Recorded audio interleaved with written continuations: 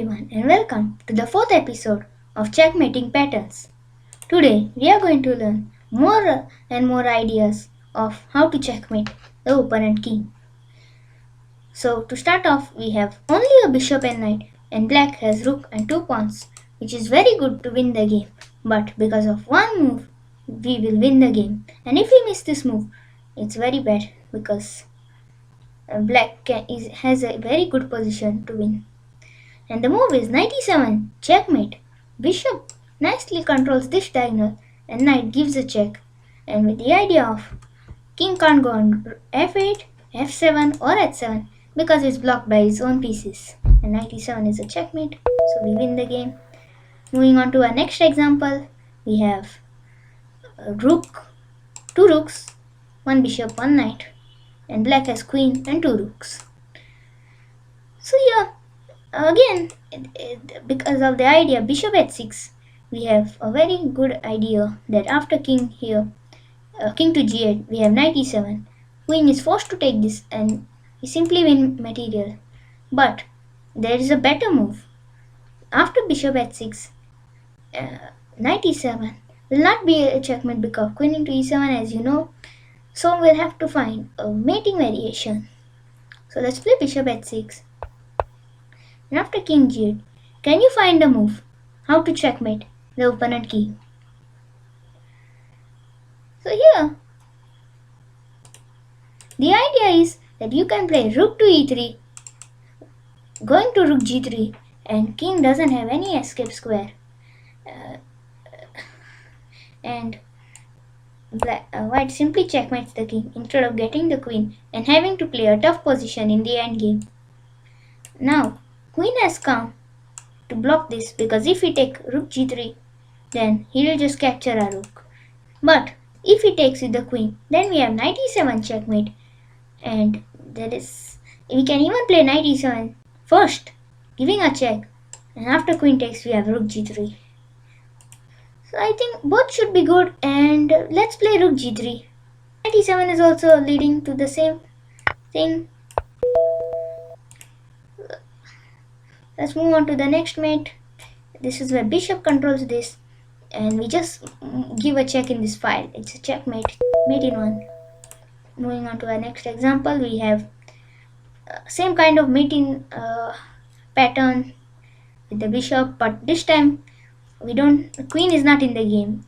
This rook is under attack, but we don't need to worry. Knight to e7 with the idea of after king to h8, knight to g6, h into g6, and we have h into g3, checkmate. It opens up the rook, and knight f6 is a clearly bad move because there is no idea of opening this file. So let's play knight g3, and it's very nice mate here. So moving on to the next checkmating pattern, we have again a queen and bishop. This time queen g8 is a mate because bishop controls this square. The next example, we have this time queen to h4, and bishop controls this square, but white queen can go to h3. After queen h3, we have queen to e1, and after king to h2, we have bishop here, king here, h1, bishop f2, and queen g1 mate. So it's the same mate. Bishop g1, check. King has only one square here. Bishop f2, king h2, and now queen g1 is a checkmate. Again, the same idea that bishop controls this square. Moving on to the next example, we have this time this bishop is controlling this diagonals and knight giving a defender, so that bishop h7 is a checkmate. Otherwise, bishop into h7 is not possible because king would take this. So let's go to our next example, which is king can escape here, so we just play bishop d8. It's mate in 1, and rook protects the bishop here. Let's go to the next example. This time we have again minor pieces, knight, knight, and bishop, and we can easily move knight d5.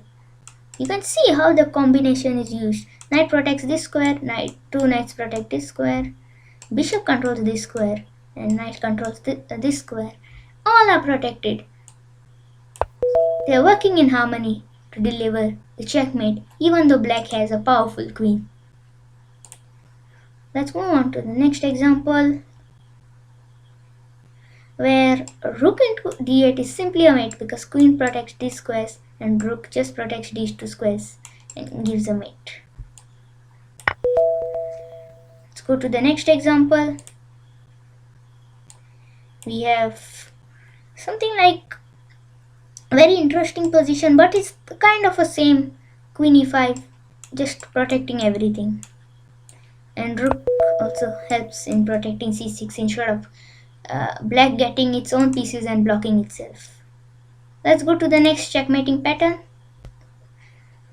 where knight protects these two squares. If he sacrifices his rook, suppose here, and if we take it, it's a stalemate because rook also controls this and king can't move anywhere. So we have to deliver the checkmate here, that is rook to e7. King obviously can't go anywhere and rook gives a check by controlling all this rank. Only this much is needed and d7 and f7, but it's controlling the rank. Let's go to the last example of the day.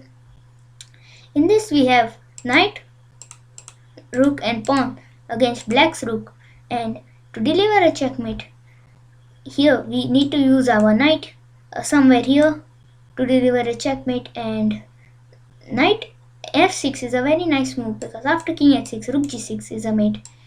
Knight is blocking these two squares and rook is giving check controlling these two squares. So with this, we finish with our 4th episode of Checkmating Patterns. I hope you enjoyed this video. Stay tuned for more videos. Thank you for watching. Bye bye.